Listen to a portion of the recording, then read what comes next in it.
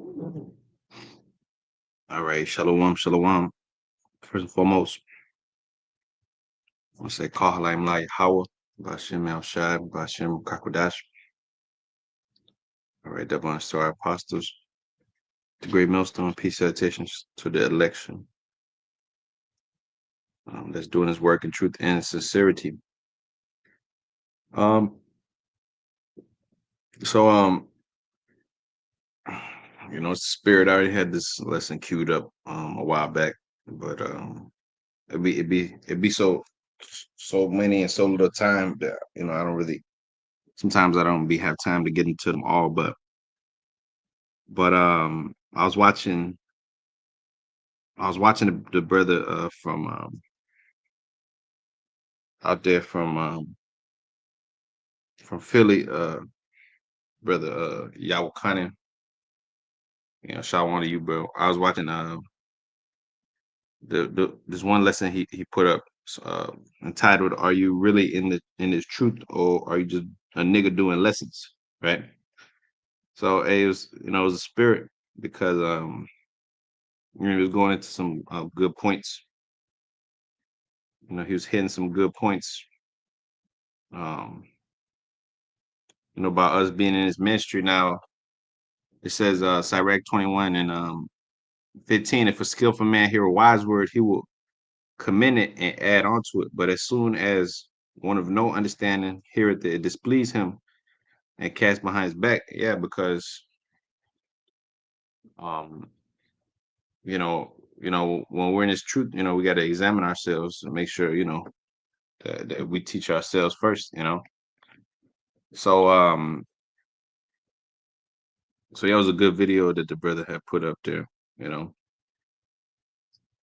A good quick hitter is like 11 minutes, you know. So it was a beautiful lesson. It was like 3 weeks ago. So I went on the brother's page and I ended up watching that one. Because all the spirit. Because hey, these epistles, these gospel, this word, we see brothers speaking it. It's sometimes it's for you, all of us to examine ourselves. You know what I mean? So that's the spirit speaking. So anyway, it says Sirach, the 18th chapter and the 20th verse, which is the title of the lesson. All right. It says, before judgment, examine thyself, and in the day of visitation, thou shalt find mercy. It says, humble thyself before thou be sick, and in the time of sin, show repentance. All right. Let nothing hinder thee to pay thy vow in due time, and defer not until death to be justified.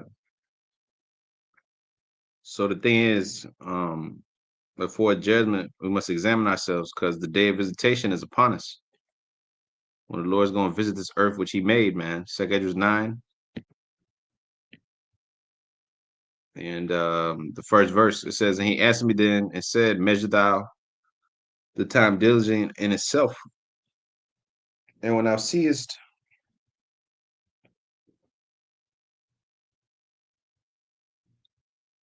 and when thou seest part of the signs past, which I told thee before, then thou shalt understand that is the very same time wherein the highest will begin to visit the world which he made. So the highest, how is he going to visit the world which he made? Through his son, man. You know, through the angels, through the fire, that he's going to bring. You know, through the UFOs, through the chariots. That's how the Lord's going to visit this earth, man. Through missiles, right? He say he's going to plead with all flesh.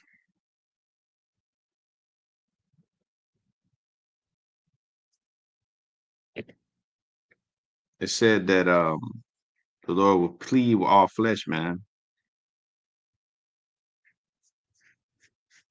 So how is he going to do that? He's going to do that when he visits this earth through his son, man. You know, Zechariah the 14th chapter.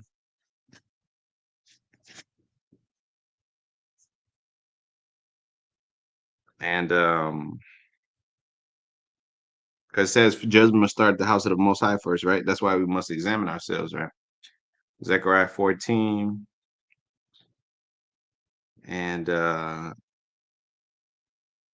the 16th verse, and it says, "It shall come to pass that everyone that is left of the nations which come against Jerusalem."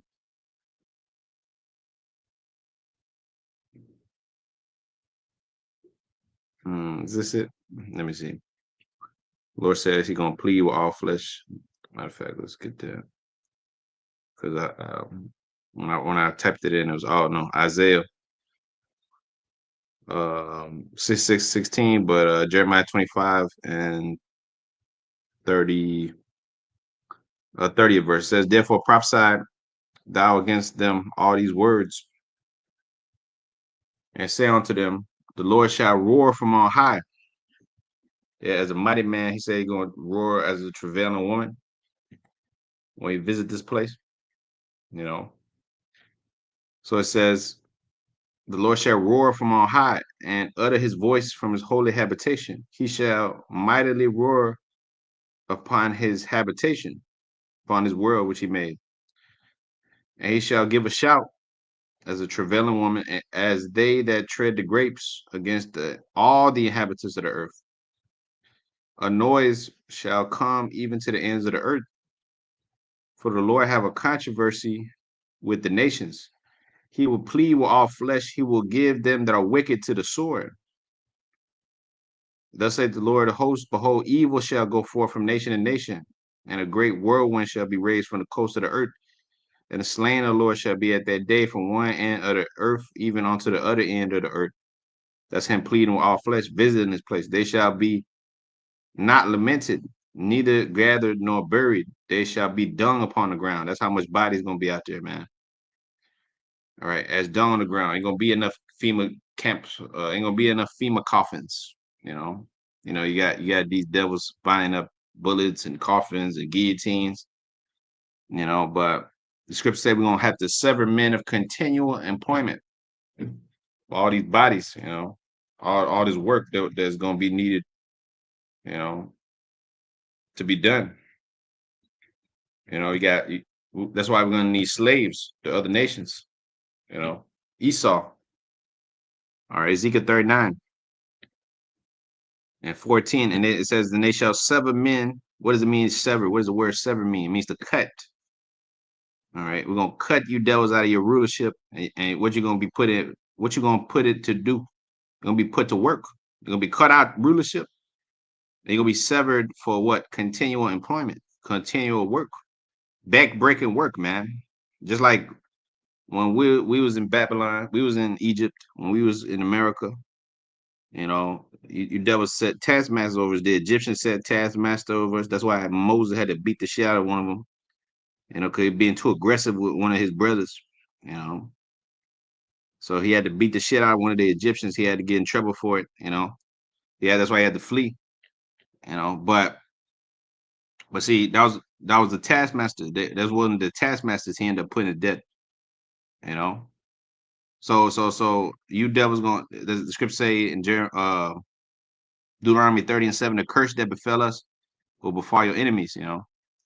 So that's the curse of continual employment. When you're an employee, man, you're a slave.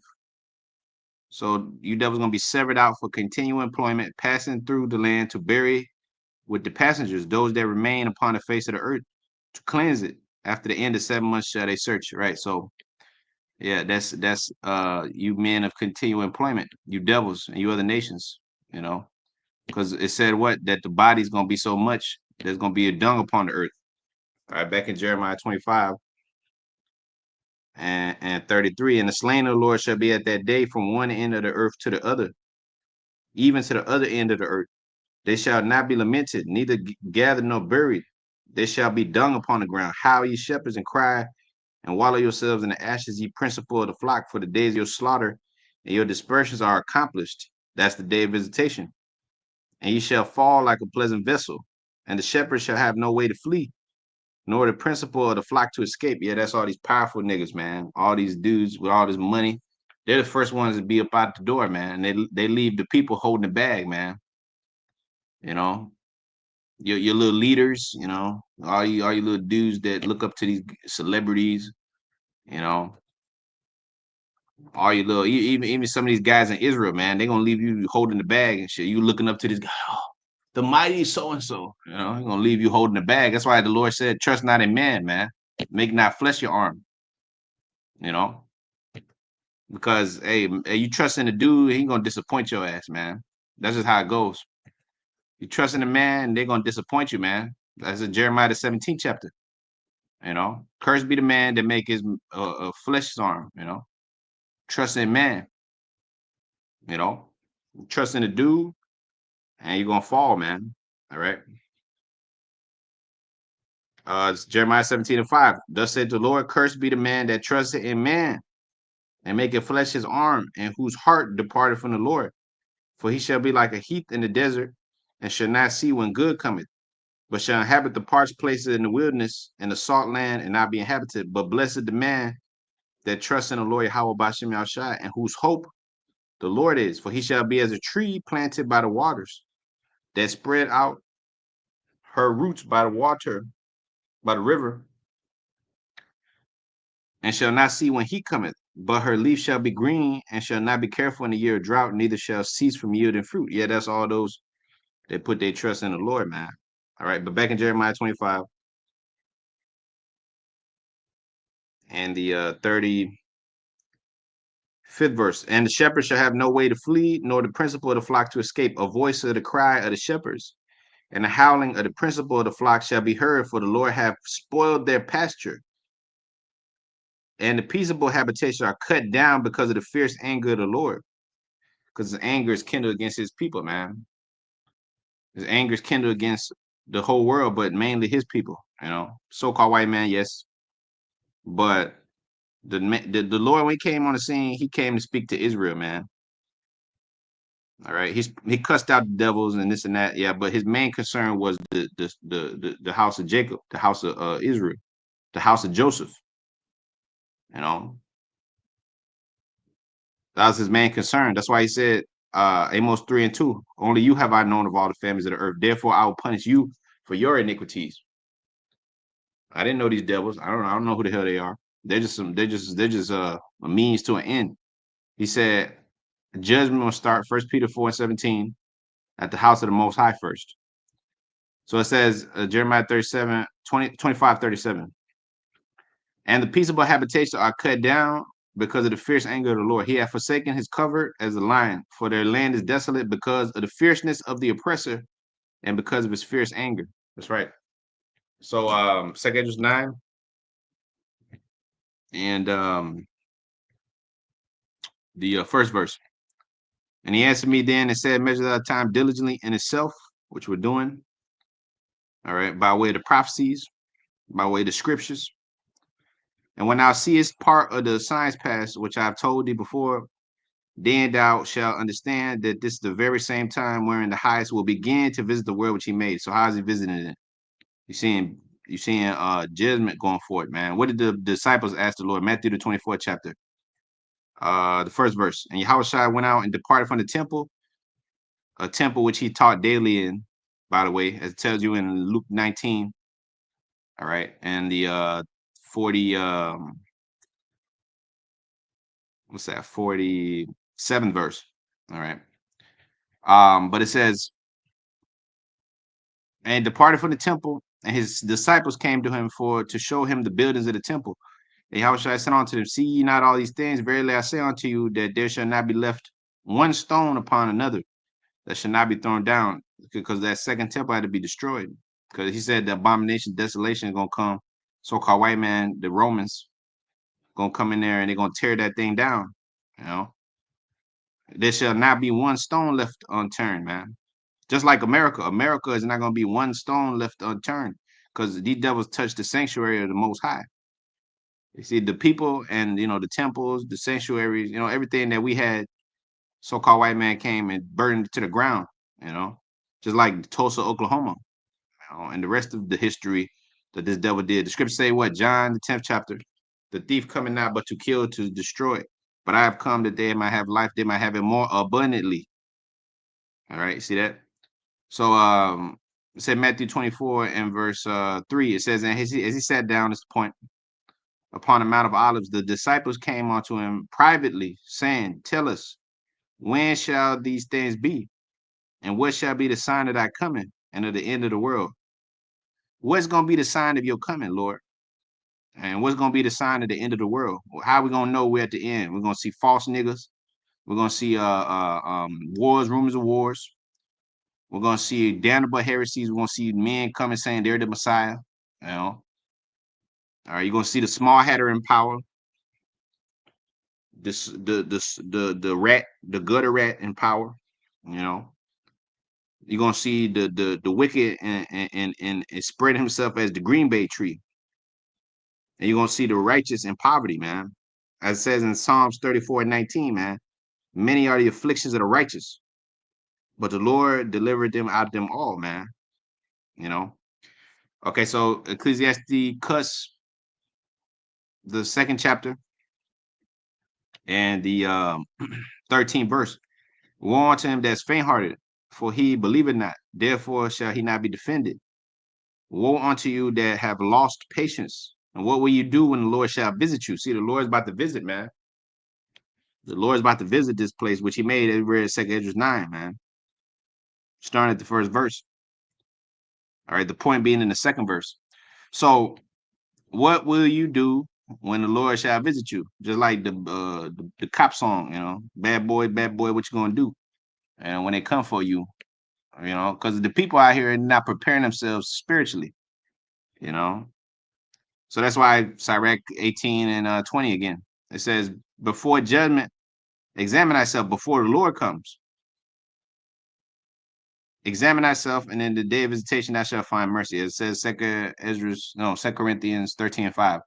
So examine thyself whether thou be in the faith, prove thyself, except thou be the reprobate, a reprobate. You know, because the Apostle Paul, he said, what? Lest I myself should be a castaway. See, in 1 Corinthians 9, I bring it under my body, under subjection, lest while I preach to others, I myself become a castaway. That's why scripture said, is one that teach many, yet he himself is unprofitable to himself. All right. So Isaiah, the 10th chapter, and the first verse.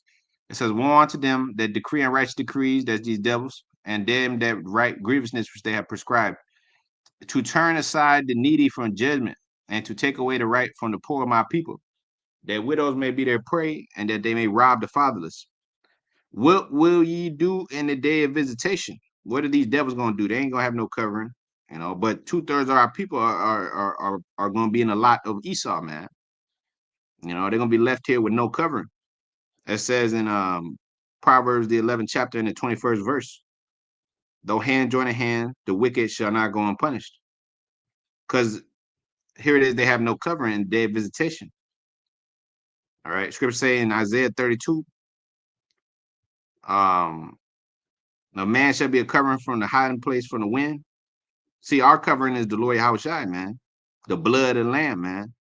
It says in Romans 8:1, there's no condemnation, which the word condemnation goes into death. And when you're condemned, you put to death, man. You know. So the Lord said, no condemnation to them that's in Yahushua. So it said Isaiah 10:3. It says, what will you do in the day of visitation and in the desolation which shall come from afar? Where's desolation gonna come? From the spiritual realm, man. That's where it's coming from afar, man. Yeah, it's coming from the other side of the world through the missiles and all that, but who's the one bringing this destruction? Yahushua, man. He's bringing this destruction. So the desolation comes from afar, man. To whom will you flee for help? Who can help you, man? Putin can't help you. You know, the other nations ain't gonna help you. Nobody gonna help you. See, the world hates your ass, and see the Lord hates, and the Lord hates you too. That's crazy. 2/3 of your people, the white man ain't gonna help you, and the Lord ain't gonna help you, man. 2/3 of your people. That's the worst place to be in, man. See, at least we got love from the Lord. You know, the Lord willing you continue. You know, the Lord ain't gonna leave you out there. That's why scripture speak about darkness, man, weeping, gnashing of teeth. You know, cast the unprofitable servant out into utter darkness. See, these nigglets and niggles, you know, of the world, they have become casted out as see, the white man don't want you, the world don't want you, and the Most High don't want you either. So no one's gonna help you at that time, man. because the devils can't help themselves. And then when the Most High comes in the day of visitation, he ain't gonna help you either. With through his son, he ain't gonna help you either, man. So that's why it says, many shall there should be weeping and gnashing of teeth, man. You know. So whose covering are you under, man? It says in Psalms the 91st chapter, I believe, speaks about the shadow of thy wings, man. You know. So whose wings are you under, man? All right. Matthew 22 and the 12th verse. And he said unto him, Friend, how comest thou in hither having not on a wedding garment? And he was speechless. Then said the king to the servants, Bind him hand and foot, and take him away and cast him out into utter darkness. There shall be weeping and gnashing of teeth. For many are called, but few are chosen, right? So, hey, utter darkness, man. Our people are going to be out there in utter darkness, in the cold, out there in the cold again, like Sam Cooke said, man. I'm out there in the cold again, man. You know. All right, so Isaiah 10 and 3. What will you do in the day of visitation and the desolation which shall come from afar? To whom will ye flee for help? And where will you leave your glory? Without me, they shall bow down under the prisoners. Without me, you ain't shit. Without the Lord, you're nothing. You're just a worm and just a regular human being wallowing in your filth, wallowing in the mire, as the scripture say. You know, without me, they shall bow down under the prisoners. Without me, you're underneath the white man, who's a prisoner. The white man's a prisoner, man, a base man, and they shall fall under the slain. It says, Israel, thou art defiled amongst the dead, man. You know, for this is his anger is not turned away, but his hand stretched out still. O Assyrian, the rod of my anger and the strength in their hand is my indignation. I will send him against a hypocritical nation. I'm gonna send this white man against a hypocritical nation. Yes, it says the Assyrian. All right. At that time, he was the Assyrian. All right. These Assyrians were against us. They were the ancient oppressors at that time. But now, so-called white man Edom, is the new oppressor, the new Assyrian, the rod of the Lord's anger. Like I said, in Egypt, he used the Egyptians as a whooping stick, as the rod of the anger. In the time of the Greeks, Antiochus Epiphanes, he was a rod of the anger of the Lord and his indignation. So that was applied in his time. Amalek and these damn devils and DJ Trump, now they're the Syrians with the rod in their hands, man. Okay, so it says the 6th verse. It says, I will send him against a hypocritical nation, a nation such as ourselves, where everyone is a hypocrite and an evildoer, as scripture say. A hypocritical nation. Yeah, we love the Lord and we believe in the Lord, but you won't do anything the Lord says. Most of you, most of you. It says, I will send him against a hypocritical nation and against the people of my wrath. I will give him a charge to take the spoil and to take the prey and tread him down like the mire of the streets. The Lord gave this devil a charge to destroy you jakes, man, the tribes. He gave you a charge. He gave the license for this white man to kill, man. Remember that game, License to Kill? No, I think it was a James Bond movie. I think it was Pierce Brosnan, License to Kill. Um, yeah. Was it Pierce Brosnan in it? Nah, it wasn't Pierce Brosnan. It was actually Timothy Dalton. He was one of the lesser known Bond dudes, man. You had Daniel Craig. You had Pierce Brosnan. You had Sean Connery for a long time. He was playing Bond. But this one was with Timothy Dalton. I think Timothy Dalton only did a couple Bond movies. I think he only did a couple. Yeah, he only did two. Yeah. So one of them was a License to Kill. Yeah, that's right. So he was an agent of chaos, man. You know, he was given a license by the British government, go around doing whatever he was doing on behalf of the Queen. You know, so so-called white man, he's doing the bidding of the Lord. You know, even though he's on the left hand side, But he works for the spiritual demon Satan, and the spiritual demon Satan works for the Most High. So that's the chain of command, you know. And right now you're at the very bottom of the chain of command. But see, the Lord said He's gonna lift up the beggar out the dunghill. The beggar out the dunghill from amongst all these dead bodies. After all this is said and done, we're gonna be lifted up as the beggar of the dunghill. 1 Samuel 28. It says, He raised up the poor out the dust and lift up the beggar from the dunghill to set them amongst princes, to make you a prince on the earth, a God. It says Psalms 82:5, thou shalt die like men. You are gods, but you shall die like men. And to make them inherit the throne of glory. That's the throne of Yahweh Shai. That's what we're gonna inherit, man. As I told you in Matthew 19:27, which a lot of our people are scared of greatness, man. And, oh, no, we're not. That's why they'll make the dumbass statements they make. Well, you know, everyone's equal, and you know, we're not better than anyone. We're not better than the other nations. The other nation could be saved too. That's you giving your glory to another, man. Scripture say, "Give not thy glory to another." I will not give my glory to another. That's what the Lord said.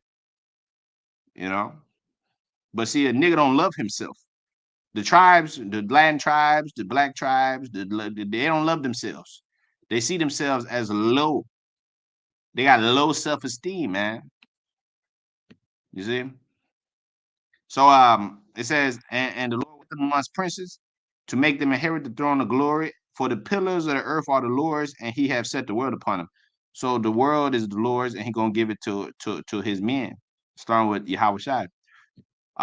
So it says, I will send him against a hypocritical nation, Isaiah 10:6, and against the people of my wrath, I will give him a charge. The people that piss me off, man, that's his own people. That's what that means. Against the people of my wrath, you provoke me to wrath by sacrificing unto idols. You harden your heart in the provocation in the wilderness.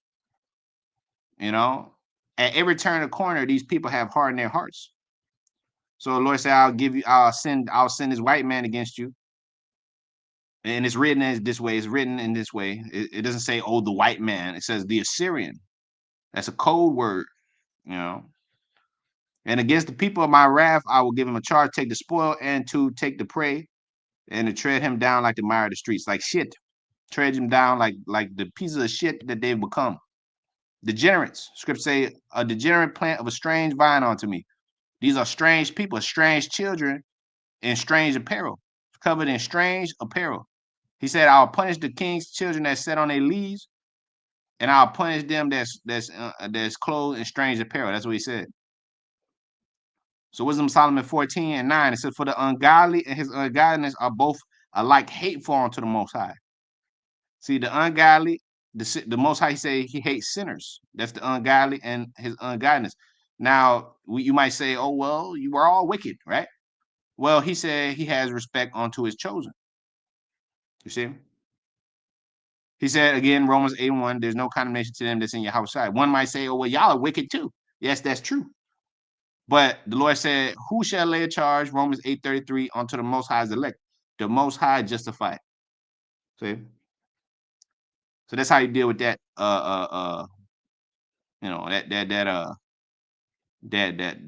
gripe, you know, whatever you call it, you know, because people come up with gripes and shit, and they come up with questions, doting about. That's why scripture speak about doting about questions, gender strifes. You know, they always come up with some rebuttal, you know, to what you got to say, what the scriptures say, you know. But see, they don't understand the fullness of this word. Have they eaten the whole roll?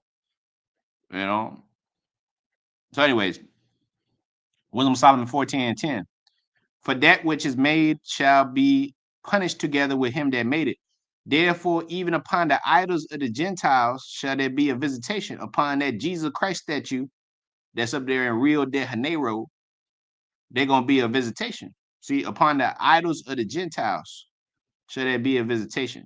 Because in the creature of the Most High, there became an abomination and a stumbling block to the souls of men and a snare to the feet of the unwise. All right. For the devising idols was beginning of spiritual fornication, and the invention was the corruption of life. The invention of them was the corruption of life. So upon the idols of this place going to be visitation, man. You know, Lord's going to visit the idols of the society, man. You know, the people, the places. See, as he said in Matthew 24, there shall not be a stone left unturned of the temple. Well, these devils, the Lord gonna spoil their temples, man. Spoil their places of worship. He gonna spoil them. They spoil their women, spoil their daughters, their sons, turn them out, you know, destroy them, make them to lose their minds, make them to be scattered throughout the four winds, you know. That's the righteous recompense, you know. Okay, so Luke 19 and 41. And when he came and when he was come near, he beheld the city and wept over it, saying, if thou hadst known, even thou, at least in this thy day, the things which belong unto thy peace, but now they are hid from thy eyes, for the days shall come upon thee that thy enemies shall cast a trench about thee and compass thee round about and keep thee in on every side, and shall lay thee even with the ground and thy children within thee, and they shall not leave in thee one stone upon another, because thou knowest not the time of thy visitation. Because the Lord say, come as a thief in the night, right? Thou knowest not the time of thy visitation. He told you that this devil will come down with great wrath. That's how you knew that the Lord was visiting you, because his left hand was coming after you. So now here it is. The Lord's gonna lift up this devil again, come up against us as he did in the days of old. And as he's coming against us, the Lord is gonna come as and lift up that standard. You know, as it says, he lift up that standard as the enemy coming like a flood. He gonna lift up the standard. You know. So it says, 45th verse, and he went to the temple and began to cast out them that sold therein and them that bought, saying unto them, it is written, my house is the house of prayer, but ye have made it a den of thieves. He taught daily in the temple but the chief priests and the scribes and the chief of the people sought to destroy him, just as today, and could not find what they might do, for all the people were very attentive to hear him. They couldn't stop this word. See, the people wanted to hear the word, you know, but these devils and, you know, the wicked of our people, the sellouts, you know, they try to put a muzzle on the truth, you know, but you can't stop this thing from going forward. You can do nothing against this truth but for the truth. As it says in Acts the 5th chapter, leave him alone. If this counsel work be of men, it will come to naught. But if it would be of the Most High, surely not be able to overthrow it. You know.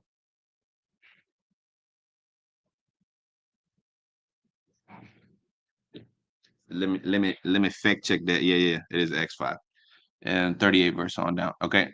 So 1 Peter 2 and 9, it says, but ye are a chosen generation, a royal priesthood, and a holy nation of peculiar people. Oh yeah, yesterday I had to make a correction. Yesterday I think I said Wisdom Solomon the 18th chapter was the 11th chapter. I was looking at it earlier, um, but anyways, it had to be said. Caught myself later on. Earlier I was like in the bed. I was thinking about. I was like, oh shit, a slip of the tongue. You know, sometimes happens. But anyways, it says 1 Peter 2 and 9. It says holy nation, a holy nation, peculiar people, a royal priesthood, chosen generation. That ye should show forth the praise of him who have called you out of darkness into his marvelous light, called you out of the world into his marvelous light, which in time past were not a people, but now are the people of the Most High, which had not obtained mercy, but have now obtained mercy. Dearly beloved, I beseech you as strangers and pilgrims, abstain from fleshly lusts which war against the soul.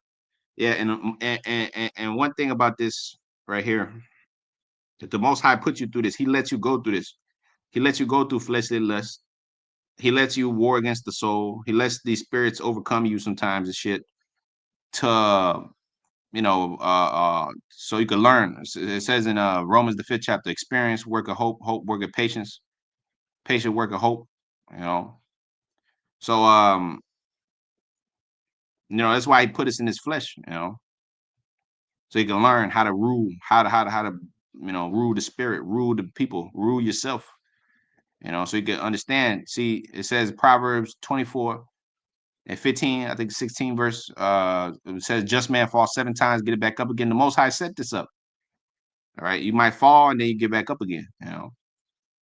But it's all lessons learned. Now it says 12 verse, having your conversation honest amongst the Gentiles, that whereas they speak against you as evildoers, they may by your good works, which they shall behold, glorify the Most High in the day of visitation. See, now the day of visitation is a recurring theme in the scriptures, man, because everything is all about the day of the Lord and His visitation. All these things that we're talking about, you know, it's coming to a crescendo, man. You know, it's coming to a climax, if you will. You know, see from the beginning. You know, that's why the Lord said, "I spoke this from the beginning." This great day of the Lord, He set it up for His own glory. You know, for the glory of Himself and the glory of His Son and the glory of His people. So He set up thousands of years. He set up thousands of years of suffering, thousands of years of the heathen running things, thousands of years of the earth being put under hell, hellish conditions, so that the redeeming would be so much damn much greater, you know. So the story could be, see, because the Lord is the ultimate Judite, like we always like to say, the ultimate Jake, the ultimate Israelite, man. You know, so he's very much like ourselves. You know, Jake loves drama and a good story and a good, you know, and a good villain. Like Esau, he's a good villain, man. He's a demon, you know. You know, the other nations, they're good NPC filler characters, you know. They're like side quests. The other nations are like side quests, you know. You know, but Esau is the main boss, the main villain, you know, the satanic physical counterpart of Satan, you know. So the Lord, the way He wrote this thing, he wrote it so that everything will culminate in the end, man. That's why it says the end of all things is at hand, you know. Let's get that.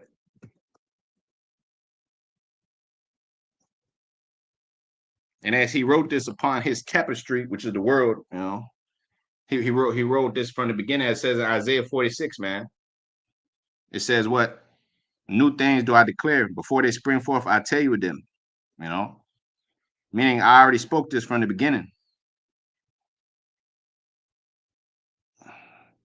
It says Isaiah 46 and 8. It says, remember this and show yourselves men and bring it again to mind, O ye transgressors. Remember the former things are old, for I am the most high Yahweh. By Hashem Yahushua, and there is none else. I am the most high, there is none like me. Declaring the end from the beginning. Declaring the day of the Lord, the day of visitation from the beginning. And from ancient times, the things that are not yet done, saying, my counsel shall stand, and I will do all my pleasure. What's the Lord's pleasure? To write this story, man. To finish the story, man. And who's gonna finish it? His Son. His Son's gonna finish it, like the Father. You know, you start something, and your Son comes and finish it, man. You know, you lay something down, and your Son comes to finish it. He comes to finish the building. You know.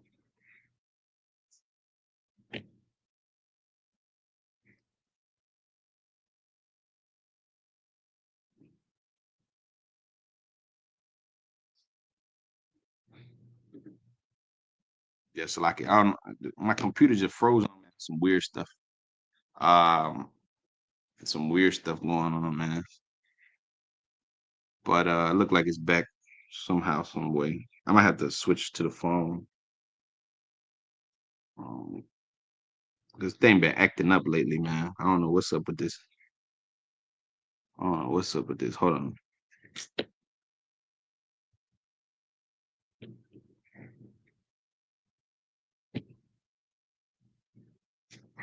Yeah, it should be good. Looks like it's good. Okay, so Job, the 10th chapter, and it says the 8th verse says, thy hands have made me and fashioned me together round about, yet thou doest destroy me. Remember, I beseech thee, that thou hast made me as the clay, And what thou bring me into dust again? Hast thou not poured out me as milk, and curdled me like cheese? Thou hast clothed me with skin and flesh, and hast fenced me with bones and sinews. Thou hast granted me life and favor, and thy visitation hath preserved my spirit. Thy visitation hath preserved thy spirit. When the Lord, when the Lord made the statement, right? He said, "Other sheep I have that are not of this fold," right? The Lord, he came on the earth to visit us, man, and preserved our spirit. He said, "I'll leave the comforter with you, man, and I will not leave you comfortless." You know, I will not leave you comfortless, man.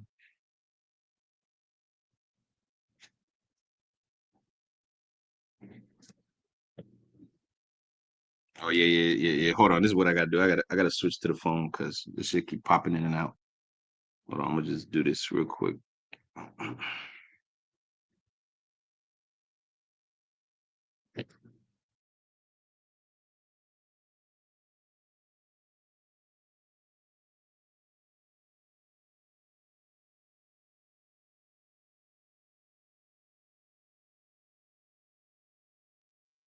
Yeah, it probably won't even have that same problem. But yeah, it was because of the laptop, man. The laptop been tweaking, but it's all good.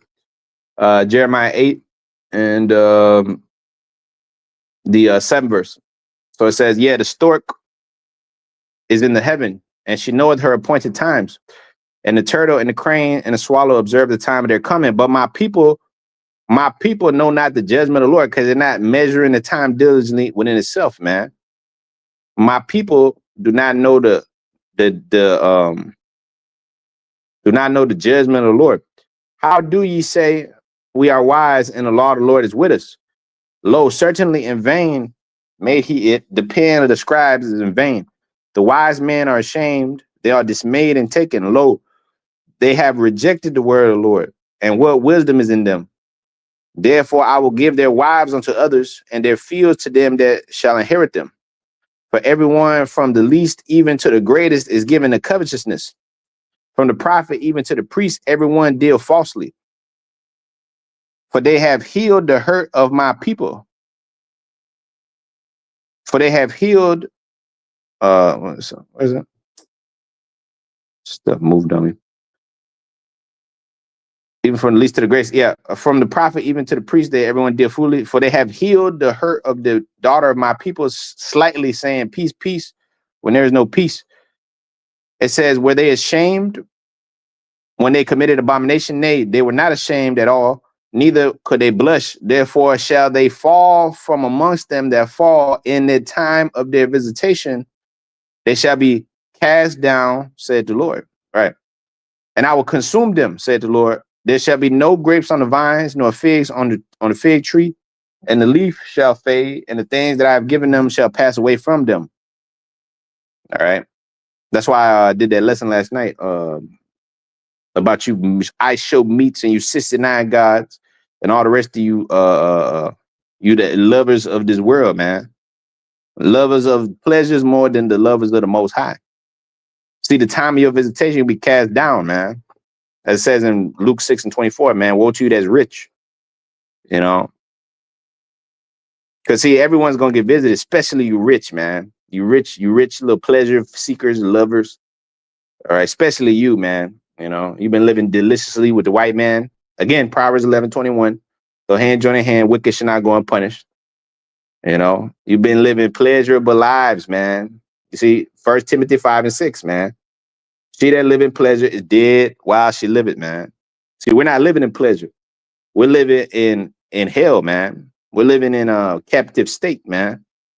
Like that John Goodman movie, Captive State. You know, we got barely just enough to get by. As it says in Proverbs the 30th chapter, give me food convenient for me. It says what? It says, give me neither poverty nor riches, lest I be full and deny thee, man. So these people have become full, their bellies are full, and when your belly is full, and your bank account is full, and you got pride on, you got the admiration of the world, ego, you got status.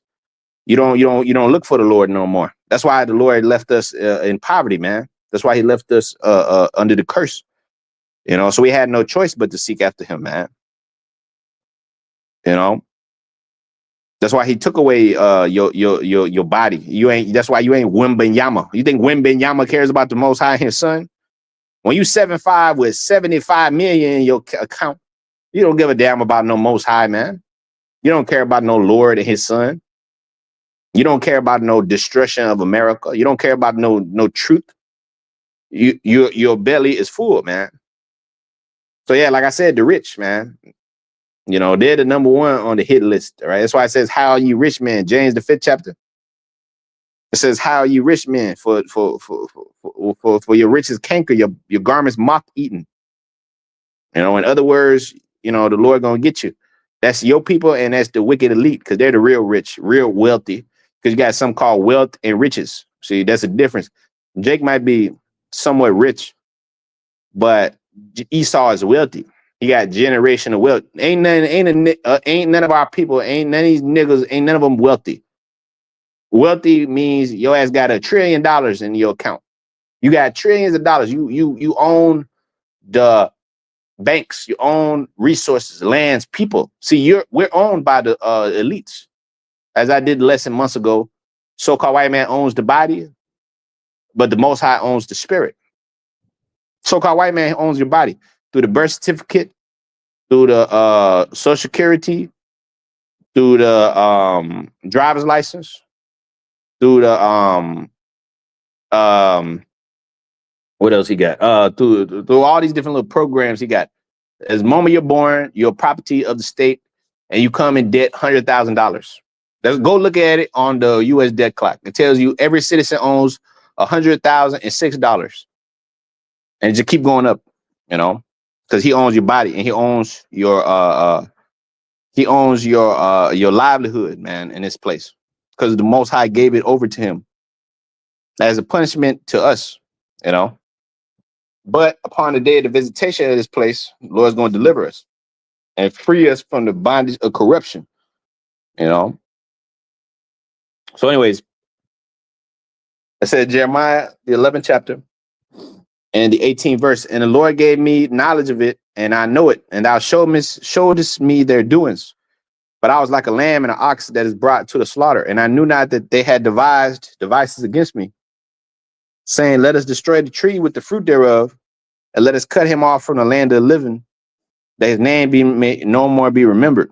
But, O Lord of hosts, thou that judgest righteously, that triest the reins in the heart, let me see thy vengeance on them, for unto thee I've revealed my cause." Yeah, we're going to see the vengeance of our enemies. Scripture say, blessed is the man that lives to see the downfall of his enemies, man. Now it says 21st verse. Therefore, thus said the Lord of the men of Anathoth,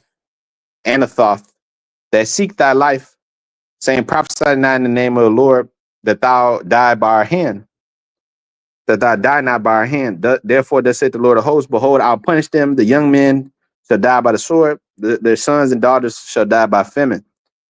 There shall be no remnant of them, for I will bring an evil upon the men of Anathoth, even the year of their visitation. Now, the thing about this place called Anathoth, that's where Jeremiah was born. All right. That's why he made the statement in Jeremiah the 9th chapter. Now it's more, it hits home more. Like when you read Jeremiah the 9th chapter, it says an assembly of treacherous men. This is what he meant, because where you were born, the Lord said what? A man's foe shall be the of his own house, right? So it says, when you look it up, the men of Anathoth, it says answers to prayers. That's what the word means, Anathoth. But then the third definition says a city of Benjamin, the tribe of Benjamin, allotted to the priest, located approximately 3 miles from Jerusalem, birthplace of the prophet Jeremiah. So that's the birthplace of Jeremiah. So, hey, all them niggas was coming up against Jeremiah, man. So what was their fate? To perish like the uncircumcised, just like today. These people that come up against you, they're foes of your own household, man. You know, people that you preach the word to, you know, they be your own people. You be your own kinsmen according to the flesh, which the Apostle Paul said he wish he could be a curse for. But these are people that don't deserve your love. That's why it says in Hebrews 11:38, man. It says what? The world was not worthy of them, you know, because these are people that don't appreciate what y'all are doing for them, man. You know. So it says, that's why it says, Jeremiah 23:8, but the Lord liveth, which brought up and which led the seed of the house of Israel out of the north country, and from all countries whither I had driven them, and they shall dwell in their own land. My heart within me is broken because of the prophets. All my bones shake, and I'm like a drunken man, like a man whom wine have overcome, because of the Lord, because of the words of his holiness. For the land is full of adulterers. For because of swearing the land mourneth. The pleasant places of the wilderness are dried up, and their course is evil, and their force is not right. For both prophet and priest are profane. Yet in my house I have found their wickedness, said the Lord. Wherefore their ways shall be upon them slippery ways in the way of darkness, and they shall be driven on and fall therein, for I'll bring evil upon them, even the year of their visitation. All right, even the year of their visitation. For I've seen in folly in the prophets of Samaria. They prophesy in Baal and Satan and cause my people Israel to err. So you got men, and today they're speaking in the spirit of Satan, man, coming in the name of Jesus, you know, coming in the name of all these different gods, speaking with a forked tongue, being deceitful workers. That's why it says mouths must be stopped who subvert whole households. See, I've seen folly in the prophets of Samaria. They prophesy in Baal and cause my people to err, Israel to err, you know. So Jeremiah 46th chapter and the 18th verse, it says, as I live, saith the king, whose name is the Lord of hosts, surely as Tabor is amongst the mountains, and Carmel by the sea, so shall he come. O thou daughter dwelling in Egypt, that's us, furnish thyself to go into captivity, for now shall be waste and desolate without an inhabitant. Egypt is like a very fair heifer. When you look at America, very, very, it has its pleasant places, it has its riches, it has its delicacies. So it says Egypt is like a very fair heifer, a whore, But actually, I want to look at the word heifer. I think it has a different connotation in there. In today's world, we will use the term heifer for a hoe, a very fine working woman, a hussy, a madame. America is the heifer, a very fine one at that. That's why when John the Revelator, he seen the vision, he said he was enamored by the woman, because he seen her being delicate and fancy, man. Described her as the woman's bride, the scarlet colored beast. But it says she was delicate, man, and she was she was comely to behold, in other words. But it says Egypt is a very fair heifer. A heifer would be a female cow, Matter of fact, let's approve that heifer. Definition for heifer. That's what it said in the it didn't give you too much in the blue letter, but it says heifer, a young cow that has not had a calf. All right, a young heifer, a virgin, right? That's why it's called the virgin daughter of Babylon. A heifer a young cow that has not had a calf, not had a baby. So America has not been infiltrated. It's not been penetrated, man. That's why it says the virgin daughter of Babylon, Isaiah 47. So Jeremiah 46 and 20. Egypt is like a very fair heifer, but destruction cometh. It cometh out the north from these Russians, from these Chinese, from these Europeans, Also, her hired men are in the midst of her like fatted bullocks, but they also are turned back and are fled away together. They did not stand because the day of their calamity was come upon them, the time of their visitation. That's what came upon them, man. That's what's going to come upon Egypt, the very fair heifer, man. The voice thereof shall go like a serpent, for they shall march with an army and come against her with axes as hewers of wood. What are the axes? The men of the Lord, man. The axes, the Lord said, you are my battle axe, weapons of war. right? With thee I'll destroy the nations and judge the kingdoms, judge this place here. All right. That's part of the Lord's army. You also got the missiles. You also got the Air Force, the chariots, which Zechariah the 5th chapter, and said what? To enter into the house of the thief. So they shall cut down her forest, her abundance, said the Lord, though it cannot be searched. Yeah, you can't search out the riches of the Rothschilds and these devils, because they're more than the grasshoppers and are immovable. They got too much wealth. You don't know how much. When you look at the list, they're going to tell you all kind of numbers. The Rothschilds are worth 500 trillion. They're worth this much. You don't know how much they're worth. You don't know how much the wicked elite are worth, man. All these different families put together, you don't know how much wealth they got amassed, but that don't matter because we're going to have more than that. We have the true riches, and our riches are not stolen. They're not established by blood. See, we're going to have a pure inheritance, man, because the Lord's going to want to be the one doing all the murdering and killing, we ain't going to, our hands are going to be clean. Yes, we're going to, the Lord going to have certain men, doing things, but the Lord going to purify us, give us new bodies, so we're going to have clean hands and a pure heart.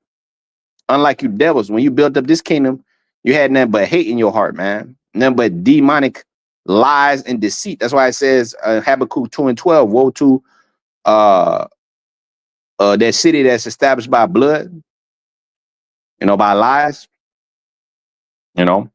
So Jeremiah 46:24, the daughter of Egypt shall be confounded, and she shall be delivered into the hand of the people of the north, the daughter of Egypt. This is America, the daughter of Egypt. The Lord of hosts, the God of Israel, said, behold, I'll punish the multitude of No and Pharaoh and Egypt with their gods and their kings, even Pharaoh, all them that trust in him. And I will deliver them into the hand of those that seek their lives, into the hand of Nebuchadnezzar, the king of Babylon, to the hand of his servants, afterwards shall be inhabited as in the days of old, said the Lord. But fear thou not, O Jacob, my servant, and be not dismayed, O Israel, for behold, I will save thee from afar off, and thy seed from the land of their captivity. And Jacob shall return and be in rest and at ease, and none shall make him afraid. Right now, Jacob is afraid because he's in Jacob's trouble, But fear thou not, O Jacob, my servant. Yeah, none shall make him afraid, saith the Lord of hosts, for I am with thee. And I'll make a full end of all the nations whither I have driven thee, but I will not make a full end of thee, but correct thee in measure, yet I will not leave thee wholly unpunished. I'm gonna still put you through hell, man. But I have mercy on you, and yet choose you, So Hosea 9:7, it says the days of visitation are come. The days of visitation are come. The days of recompense are come. Israel shall know it. The prophet is a fool. The spiritual man is mad for the multitude of thy iniquity and the great hatred. Right. So you got a lot of foolish prophets that have seen lies, divinations, so-called spiritual men that are bugged out their minds, and you're going to see it as the day of visitation is coming, So it says, I will sift the house of Israel as corn sifted in a sieve, shall not the least grain fall upon the earth, meaning the least of my men, of mine elect, So it says Micah 7:1, woe is me, for I am as when they have gathered the summer fruits, as the reaping gleans of the vintage, there is no cluster to eat. My soul desired the first ripe fruit. The good man is perished out the earth, and there is none upright amongst men. They're all lying in wait for blood. They hunt every man his brother with a net, that they may do evil with both hands earnestly. The prince asketh, and the judge asketh for a reward. And the great man, he uttereth his mischievous desire, so they wrap it up, so they cover it up. The best of them is as a briar, and the most upright is sharper than the thorn hedge. The day of thy watchman and thy visitation cometh. Now shall there be perplexity. Why? Because the script say there'd be confusion in many places, man. Because there ain't gonna be no answers. The answers are gonna be hidden from these people, man. See, because who gonna have the answers? Lord said he's going to send a famine in the land, not of bread and water, but of hearing the words of the Lord. Amos, was that 8:13? You know? So confusion in every place, man. He said he's going to send a famine in the land, not of bread and water, but of hearing the words of the Lord. So therefore, no answers for the people. So everyone is going to be confounded. Like Adam Abbott used to say, confounded, confounded. Every time I hear that word, I remember Adam Abbott and them. Every time they used to go up there, the dude with the not brother Amos, but the other guy. The other dude who I don't know where he's at. I don't know if he knows he's still with them or whatever, but he used to go up there and, oh man, a Christian come up there, you're confounded, confounded. Jake, you know how Jake get down. You know, but it says I think that was the original channel, Adam Abbott, but now they're I think that was Naquan and them. I think that was a dude's name. I didn't even know who that was. I thought that was him. But now they're Watchmen for Israel, I guess. That's their Wi-Fi, that's their little the channel handle and all that. But confusion in many places. Let me get that. Let me see if I can find that.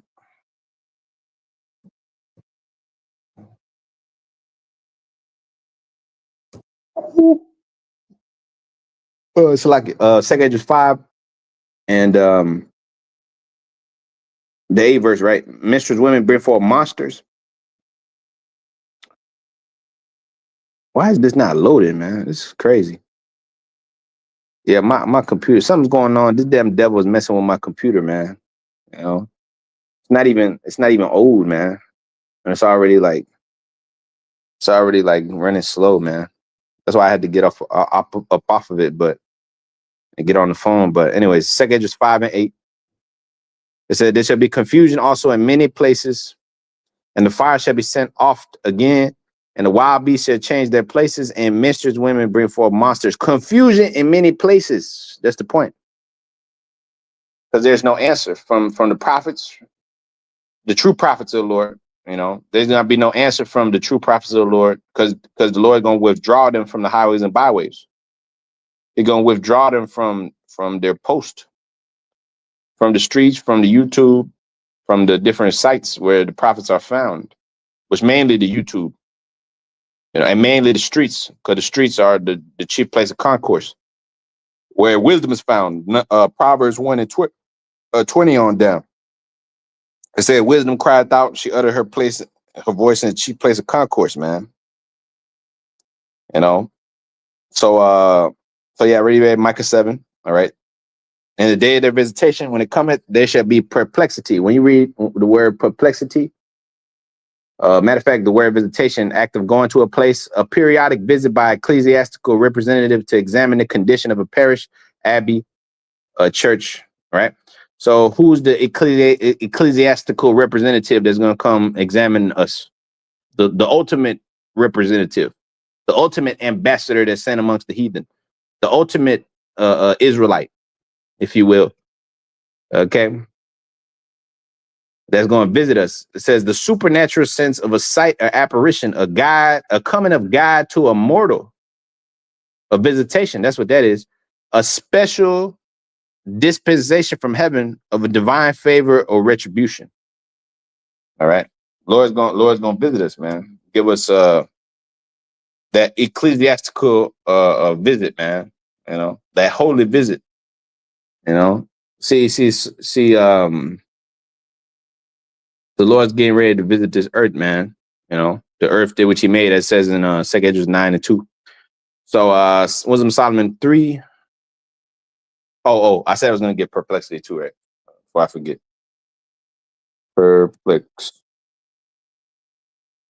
Perplexity. Bewilderment, doubt, astonishment, uncertainty, confusion. There you go. Perplexity, confusion in many places. 2 Edges 5 and 8. Confusion in many places. Confusion, perplexity, confused, involved, interwoven. Perplexed, man. And embarrassed. And perplexed, embarrassed, puzzled, bewildered, stupefied.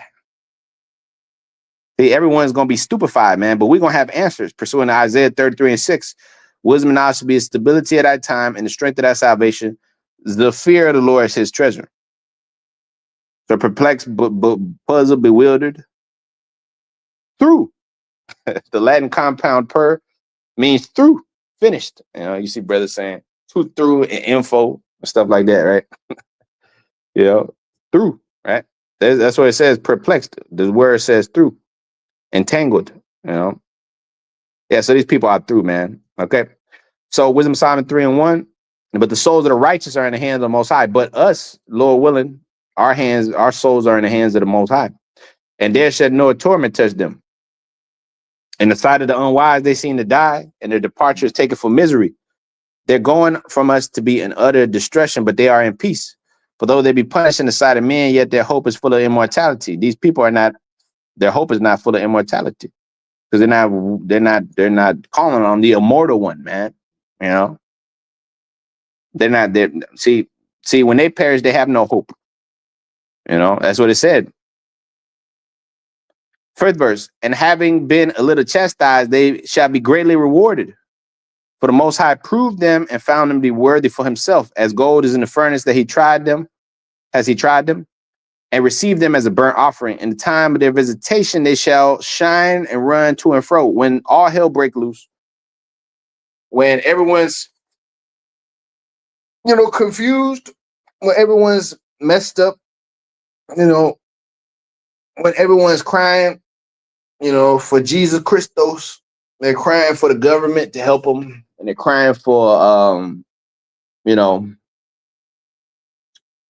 for so-called white men. See, in that time, in the time of the visitation, they shall shine and run to and fro like sparks amongst the stubble. All right, that's the time we're going to shine. See, we ain't been shining in this world. See, we haven't been shining in this world because this is not our world. Just, the Lord said, if this was my kingdom, my servants would fight. So it's not my kingdom. So we're not shining here. You should be the one up there in these high-rise buildings calling the shots and running the world, not the fucking white man, not the woman, not the transformer. You got transformers running shit on this society, man. And in the time of their visitation, they, as it says in Psalms 12:7, the wicked walk on every side when the vilest men are exalted.